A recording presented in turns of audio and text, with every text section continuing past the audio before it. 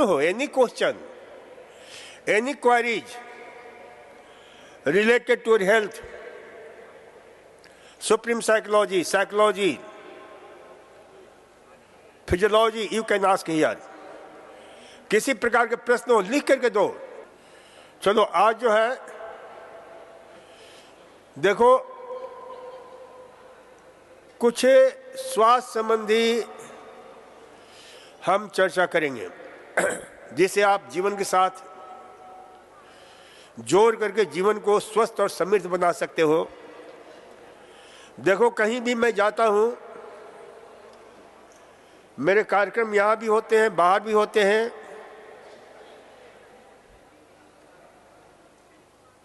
Out of country भी होता है, तो ये ध्यान रखा करो कि वहां मैं उद्घोषणा करता हूं, I am the happiest person of the world. You can be, आप भी हो सकते हो, बशर्ते अवेयरनेस बहुत जरूरी है। एक बार जो है ना गुजरात में IMA है, वहाँ अहमदाबाद मैनेजमेंट एसोसिएशन के द्वारा एक कार्यक्रम मेरा रखा गया और वहाँ बड़े बड़े दिग्गज लोग आए थे और मैंने वहाँ घोषणा की, I am the happiest person of the world. लोगों को बड़ा ये हुआ कि इसको मैं जानता नहीं हूँ। फिर मैंने 1 घंटा इसी पर लेक्चर दिया कि कौन हो सकता है हैप्पीएस्ट पर्सन। तो जिसके पास समझ है, अंडरस्टैंडिंग, ऑलवेज रिमेंबर, चाहे वो चिकित्सा हो चाहे जीवन हो, अंडरस्टैंडिंग जो है ना वो सबसे महत्वपूर्ण है, अपने अंदर समझ पैदा करना। और ये समझ जितनी अच्छी तरह से पैदा होती है उतना ही जीवन आनंद से, उल्लास से, हालात से, उत्सव से, उत्साह से, आरोग्य से, उमंग की तरंग से आविष्ट हो जाता है। तो इसे ध्यान रखा करो। तो इसीलिए हम सुबह रोज बैठते हैं आपके बीच में ताकि आपकी अवेयरनेस बनी रहे। तो ये ध्यान रखना है। चलो अब थोड़ा सा कुछ नियमों की चर्चा कर लेते हैं। देखो एक तो जो है ना, अभी हमने हास्य थेरेपी किया, तो दिन में कम से कम 2 बार दिल खोल करके हंसा करो, जैसे अभी हंसा है। कौन कौन दिल खोल करके हंसा है, जरा हाथ उठाना। बहुत बेचारे दुखी प्राणी हैं जो अभी भी मोबाइल पर लगे हुए हैं। अरे मोबाइल बंद करो महाराज, बंद कर दो मोबाइल और लिव इन प्रेजेंट, वर्तमान में जीने का प्रयास करो। और वर्तमान बहुत सुंदर है। तो दिन में कितनी बार? 2 बार दिल खोल करके हंसो। देखो एक बहुत बड़े हिंदुस्तान के व्यापारी, चांदी के व्यापारी, बहुत अच्छे मित्र हैं, उन्होंने एक बार कहा कि डॉक्टर साहब आप झूठ मूठ के हंसवाते हो तो इससे लाभ क्या मिलता है? अंदर से तो हंसी आती नहीं है। तो मैंने कहा कि आप इधर मेरे पास आओ, हम झूठ मूठ के 1 थप्पड़ आपको देते हैं, क्या उसका चोट लगेगा? क्या है? लगेगा? अरे झूठ मूठ के भी हंसोगे तो फेफड़े की ताकत बढ़ेगी, दिल का इजेक्शन फ्रैक्शन बढ़ेगा, है? आपके जो है शरीर के सारे सिस्टम, जितने एंडोक्राइनल सिस्टम है वो सक्रिय होंगे, फेफड़े की वाइटल कैपेसिटी बढ़ जाएगी। तो इसलिए ये ध्यान रखा करो कि झूठ मूठ के ही हंसो। और आप झूठ मूठ के ही तो कर रहे हो। आप सुबह उठने की इच्छा होती है क्या आपको? लेकिन झूठ मूठ का उठ रहे हो कि नहीं उठ रहे हो? लेकिन झूठ मूठ का करते करते क्या हो जाएगा? वो आपके जीवन का स्वभाव बन जाएगा। तो पहला सूत्र याद रखो, पहले शुरू करना है झूठ मूठ के ही। अभी आप अनुशासन के धरातल पर जो है कर रहे हो और फिर ये आपके जीवन में उतर जाता है तो अपने आप जीवन आनंदमय बन जाता है। इसलिए हमारा एक सूत्र है, याद रखो, गुलामी ही करनी है तो हम क्यों ना अच्छी आदत की गुलामी करें। बुरी आदत की गुलामी क्यों करें हम? बुरी आदत क्या है? गुलामी करना। अच्छी आदत क्या है? तो अच्छी आदत है कि सुबह उठकर हम मुस्कुराएंगे। बुरी आदत क्या है? सुबह उठ करके हम दुखी होंगे, शरीर में दर्द को ढूंढेंगे कि कहाँ दर्द हो रहा है, कहाँ पीड़ा हो रही है। अच्छी आदत क्या है? परमात्मा को धन्यवाद देंगे कि हे प्रभु लाख लाख शुक्रिया। बुरी आदत क्या है? कि परमात्मा से कंप्लेन करना शुरू कर देंगे कि हे प्रभु तुम मेरे साथ ही ऐसा क्यों कर रहा है। अच्छी आदत क्या है? सुबह उठ करके गुनगुना पानी पी लेंगे, या ताम्र पात्र का रखा हुआ पानी पिएंगे, या जो है ताम्र और सोने के पात्र में रखा हुआ पानी पिएंगे। अब देखो, पात्र में भी सबसे श्रेष्ठतम पात्र होता है, वो काहे का होता है? सोने का पात्र। दूसरा नंबर चांदी का पात्र। तीसरा नंबर मिट्टी के पात्र, ताम्र पात्र। तीसरे नंबर पर 3 पात्र हैं बहुत इंपॉर्टेंट। ये रिसर्च हुआ है और ये रिसर्च बड़े अद्भुत ढंग से हुआ है। मेरी पुस्तक पढ़ोगे जल चिकित्सा, तो उसमें विशेष रूप से हमने दिया हुआ है कि एक वैज्ञानिक हिंदुस्तान में घूमने के लिए आया था, और वह जो है राजस्थान के, बहुत पहले की बात है, बरसों पहले की, किसी गांव से गुजर रहा था। तो वहां जो है गया तो उसको पानी मिला पीने के लिए, तो काहे के पात्र में था? पीतल के पात्र में और ताम्र पात्र का। और जिन्होंने दिया उन्होंने कहा कि भाई ये कम से कम ताजा पानी तो मिलता था नहीं, बहुत पहले दूर दूर से लाते थे बावरी से पानी राजस्थान में, तो ताम्र पात्र में रखते थे या पीतल के पात्र में रखते थे। तो उसको जो है ना, अब 2-3 दिन का पात्र का पानी था वो, और उसने पिया। लेकिन उसके मन में रहा कि भाई 2-3 दिन के पात्र का रखा हुआ पानी, इसमें सूक्ष्म माइक्रो ऑर्गेनिज्म जो है, जो दिखते नहीं है, वो पैदा हो गए होंगे, कहीं हमारे स्वास्थ्य के लिए खतरनाक तो नहीं है।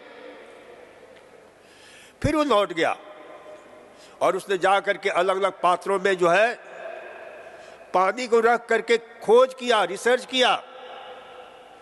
उसने जो है ई कोलाई, विशेष बैक्टीरिया होता है जिसको एस्चेरिचिया कोलाई बोलते हैं, उसको जो है पानी में रख करके ताम्र पात्र में रखा, खूब सारा बैक्टीरिया को सोने के पात्र में रखा, तांबे के पात्र में रखा, मिट्टी के पात्र में रखा। तो देखा कि विदिन 6 to 12 आवर्स सोने के पात्र है वो बैक्टीरिया नष्ट हो गए थे। चांदी के पात्र में थोड़ा समय लगा, और ताम्र पात्र में उसने एक अध्ययन किया, क्योंकि उसी को पानी मिला था उसको पीने के लिए, पीतल के पात्र का और ताम्र के पात्र का। तो देखा कि 12 घंटे में जो बैक्टीरिया थे 1/4% जो है नष्ट हो गए। 24 घंटे में, 18 घंटे में तिहाई हिस्सा जो है खत्म हो गए, और 24 घंटे में उनका नामो निशान मिट गया। यानी ताम्र पात्र और पीतल का पात्र जो होता है, दोनों का एक ही जो है आया, और मिट्टी के पात्र का। तो इसलिए जो है ना, क्योंकि उसमें वो गुण होता है जिससे बैक्टीरिया को नष्ट करने की, समाप्त करने की क्षमता होती है। तो इसलिए सबसे बढ़िया पात्र क्या है? स्वर्ण पात्र। लेकिन जो सोने के पात्र का पानी पिएगा तो क्या करेगा? बेचारा सोएगा ही नहीं रात भर, कहीं दूसरा न उठा करके ले जाए। चांदी के पात्र के साथ भी ऐसा होगा। ताम्र पात्र बहुत बढ़िया है, तो सुबह उठ करके अब सोने के पात्र का लाभ उठाना है तो क्या करेंगे? ताम्र पात्र में 5-10 ग्राम का, 12 ग्राम का सोना डाल देंगे, तो gold and copper charge water मिल जाएगा।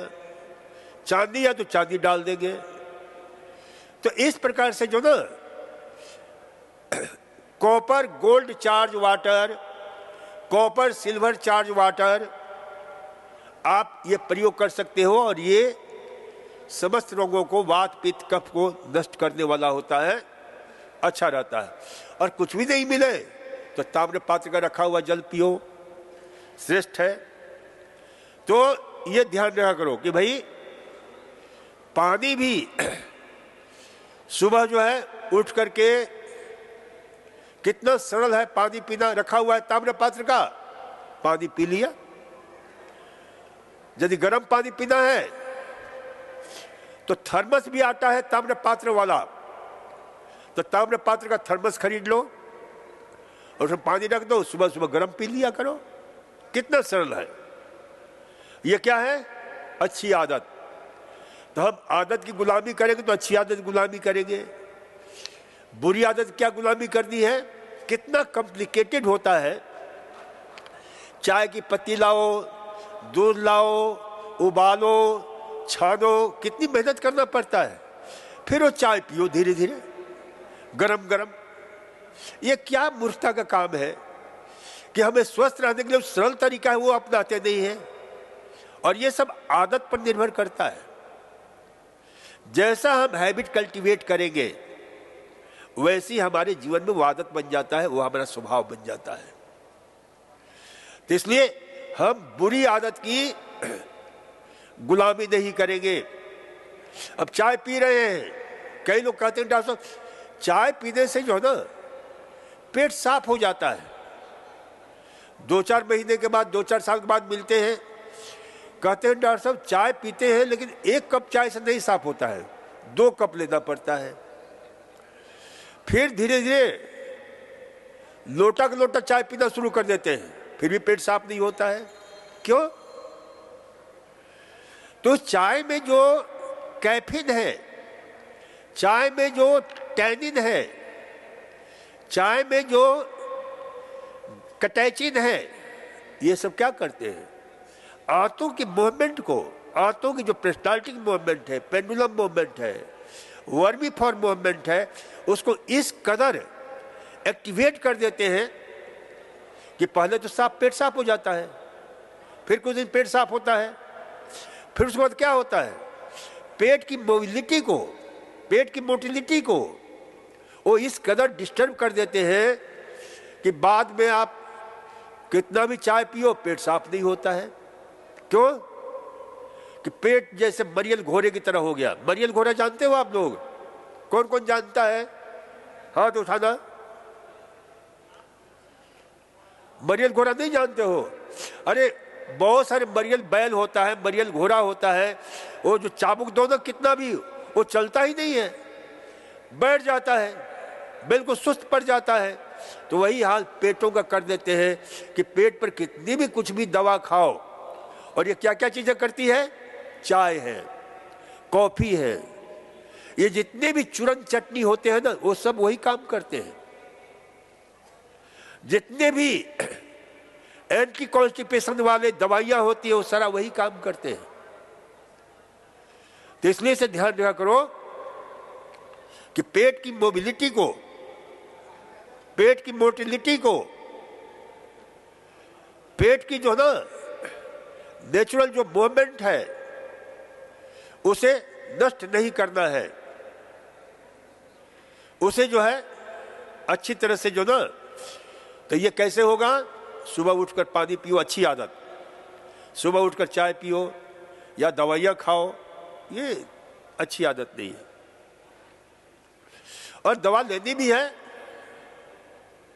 तो नेचुरल दवा लो, फिर भी उसकी भी कोशिश करो कि अपने आप पेट साफ हो। देखो हम जो पानी पीते हैं सुबह उठ करके, कितना देर लगता है? बस 1.5-2 मिनट में पेट बिल्कुल साफ हो जाता है। तो ये जो ना, लेकिन कभी कभी मैं पेट को कहता हूं कि है मेरे पेट, आज तुझे पानी भी नहीं दूंगा, अपने आप पेट साफ करना पड़ेगा। अपने आप साफ करता है, क्योंकि हमने आदत, हैबिट कल्टीवेट कर लिया है ऐसा कि वो पेट साफ होगा ही। क्योंकि अधिकांशतः जो बीमारी होती है ना पेट साफ नहीं होने की होती है, जिसको क्या बोलते हैं कॉन्स्टिपेशन, और कॉन्स्टिपेशन से भी आगे बढ़ जाता है तो क्या हो जाता है ऑब्स्टिपेशन, बिल्कुल रुक जाता है। और मुझे एक याद आता है हमेशा एक घटना कि एक जो है ना व्यक्ति था और जब भी जहां में मिलता, काफी एजेंट थे वो, बस उनका शुरू हो जाए डॉक्टर साहब कब्जी कब्जी कब्जी कब्जी, दिन भर कब्जी, जब भी मिलता कब्जी। मैंने उनसे एक दिन कहा कि भगवान प्रभु आप राम के नाम लेते तो अब राम मिल गए रहते, आपने कब्जी को हमेशा याद किया स्मरण किया तो कब्जी मिला हुआ है। अरे कब्जी के मतलब राम का नाम जपो ना, तो हो सकता है कि पेट साफ होने लग जाए। जिसको देखो ये जितने पेट संबंधी बीमारी वाले रोगी होते हैं ना, चाहे वो आईबीएस हो, इरिटेबल बाउल सिंड्रोम हो, और चाहे जो है ये पेट की बीमारी की समस्या आई है। मेरे पास एक प्रश्न आया है कि भाई चाहे जो है इन्फ्लामेटरी बाउल डिजीज हो, आईबीडी हो, चाहे जो है सिस्टिक फाइब्रोसिस हो इंटेस्टाइनल, चाहे क्रोनिक कोलाइटिस हो, चाहे अल्सर हो, चाहे गैस्ट्राइटिस हो, चाहे कोई भी बीमारी हो, एक चीज हमेशा ध्यान रखो, पेट संबंधी इतने बीमार रोगी हैं, बहुत ध्यान से सुनो, हे पेट संबंधी रोगों से ग्रस्त अभिशप्त महामानव, कि पेट संबंधी जहां भी बीमारी होती है उसमें आपका पेट का रोल 30% होता है, 25% होता है, 70% रोल होता है, 75% रोल होता है आपके दिमाग का। यह ध्यान रखना। तो इस दिमाग को जितना शांत रखोगे ना पेट उतना ही शांत रहेगा। नहीं दिमाग अशांत है तो पेट भी एसिडिटी पैदा करेगा, पेट भी जो है ना कॉन्स्टिपेशन पैदा करेगा, पेट भी जो है ना इन्फ्लामेशन पैदा करेगा, पेट भी जो है दर्द पैदा करेगा। तो इसको शांत रखना बहुत जरूरी है, बहुत जरूरी है। तो इसमें क्यों जरूरी है तो ध्यान से सुनो। अब देखो इतनी सारी लाइटें जल रही है, बहुत सारी लाइटें हैं, लेकिन इसका स्विच कहां है? अलग है। उस स्विच को सिर्फ ऑफ करेंगे सारी लाइटें बुझ जाएगी, उसको ऑन करते हैं सारी लाइटें जल जाती है। तो ऐसे ये पेट का स्विच कहां पर है? हमारे यहां पर है। और ये जो है ना जितने लाइटें जल रही है वो तार से जुड़ी हुई है, अंदर अंदर तार है। तो पेट के भी तार होते हैं जिसको हम क्या बोलते हैं? नर्व, न्यूरॉन्स बोलते हैं, तंत्रिका बोलते हैं। तो उसमें जो है मुख्य तंत्रिका होता है क्रेनियल नर्व्स जिसको बोलते हैं। क्रेनियल नर्व्स में भी 10 नंबर का जो नर्व्स है जिसको 10th क्रेनियल नर्व्स बोलते हैं, जिसको बोलते हैं वेगस नर्व, वो सीधे पेट से जुड़ा हुआ है। तो जहां आप यहां इरिटेट होते हो, जहां आप दुखी होते हो, जहां आप गुस्सैल होते हो, जहां आप चिंतित होते हो, जहां आपका इमोशंस नेगेटिव होता है, तुरंत वह जो है उसका इंपल्स यदि उसमें जो है ऑन हो जाता है और पेट भी ऑन हो जाता है और पेट की गड़बड़ी शुरू हो जाती है। तो इसको शांत रखना बहुत जरूरी है। दिमाग को शांत रखना बहुत आवश्यक है। नहीं तो क्या होता है, पेट वाले रोगी जो होते हैं ना, खाना खा लेते हैं, अब ध्यान उनका सारा पेट पर ही होता है। वो सोचते रहते हैं कि आज क्या बात है, आज पेट में गैस बना नहीं।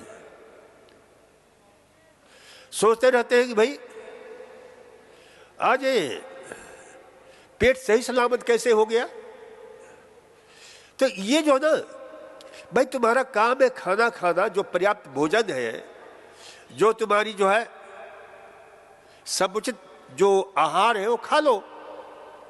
उसके बाद वो काम आप छोड़ दो, आपके ऑटोनोमस सिस्टम है आपके शरीर के अंदर, वो अपने आप काम करेगा, अपने आप एंजाइम्स निकालेगा, अपने आप पाचक रस निकालेगा।